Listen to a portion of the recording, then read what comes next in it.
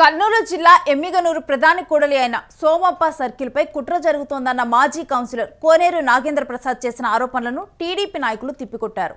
కోనేరుపై పట్టణ అధ్యక్షుడు Mahesh, Dama Narasimhulu, town bank vice chairman Narasappa తీవ్ర విమర్శలు చేశారు.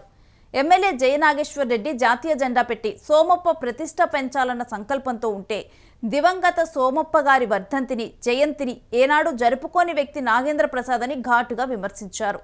అతని మాటలను ప్రజలు నమ్మరని, ప్రజల నమ్మకం కోల్పోవడంతో కౌన్సిలర్గా ఓడిపోయారని కోనేరుపై విరుచుకుపడ్డారు. సోమప్ప కూడలి పేరు ఎన్నటికీ మారదన్నారు. నడబొడ్డన ఉన్నటువంటి సోమప్ప సర్కిల్లో జాతీయ జెండాని గౌరవిస్తూ గౌరవార్థము ఎమ్మిగనూరు నడబొడ్డన సోమప్ప సర్కిల్లో జాతీయ జెండా పెడితే బాగుంటుందని ఒక ఆలోచన చేయడం జరిగింది. మరి దాన్ని ఈరోజు కొందరు, ముఖ్యంగా కోనేరు నాగేంద్ర ప్రసాద్ లాంటి వాళ్ళు వక్రీకరిస్తూ జాతీయ జెండా అక్కడ పెడితే జెండా సర్కిల్గా అందరూ పేర్కొంటారు, సోమప్ప సర్కిల్ అని పేరు పోతుంది అని అవివేకంగా మాట్లాడడం జరిగింది. సోమప్ప గారి పేరును మర్చిపోయే ప్రసక్తి లేదు. ఎమ్మిగనూరు మున్సిపాలిటీగా అభివృద్ధి చేసినటువంటి వ్యక్తి సోమప్ప గారు. కోనేరు నాగేంద్ర ప్రసాద్ ఇవి మానకో, ఇది మంచి పద్ధతి కాదు.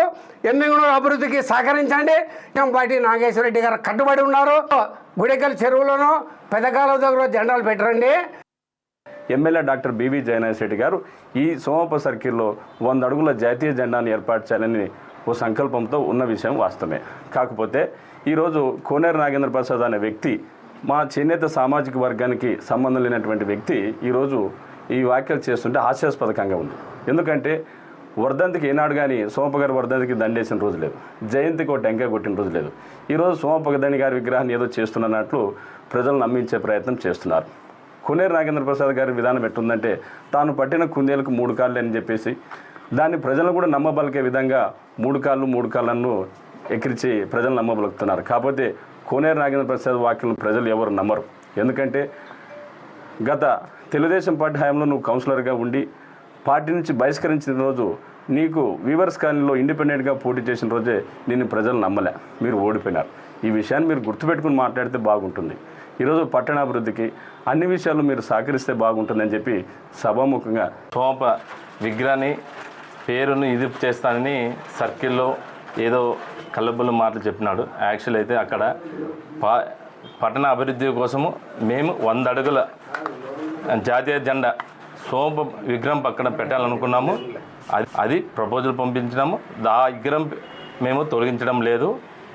ఆ పతాకం పెట్టే వలన మా పద్మశ్రీ మాచన్ సోమప్ప ఆయనకి వచ్చిన బిరుదుకి ఆ పతాకం ఉండేందుకోసం చాలా అభివృద్ధి చెందుతుంది. కానీ మేము ఎక్కడ పేరుని ఇది కనుమములు చేయడం లేదు.